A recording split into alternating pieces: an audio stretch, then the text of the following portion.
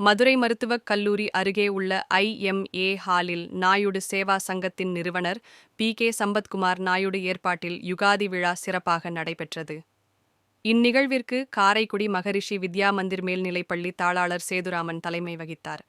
பராசக்தி கல்வி குழுமம் தாளாளர் ஜெகதீசன் வரவேற்புரையாற்றினார். தமிழ்நாடு நாயுடு மகாஜன சங்கத்தின் மாநில பொதுச் செயலாளர் சுருதி ரமேஷ் மற்றும் SNP டெய்ரி மில்க் நிறுவனர் ராஜேந்திர பாபு, கோம்பைராம் கன்ஸ்ட்ரக்ஷன்ஸ் சுதாகரன், வெலமநாயுடு மகாஜன சங்க மாநில செயலாளர் Gopalakrishnan, VL promoters Vijayakumar, doctor Chittibabu ஆகியோர் முன்னிலை வகித்தனர். இவ்விழாவில் சிறப்பு விருந்தினராக இன்ஜினியர் சஞ்சய் கலந்து கொண்டு சிறப்பித்தார்.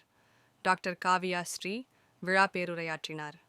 இந்நிகழ்வில் பொம்மை கம்பெனி ரவிச்சந்திரன், வாலிபால் செந்தில்குமார் உள்பட ஏராளமானோர் கலந்து கொண்டு சிறப்பித்தனர்.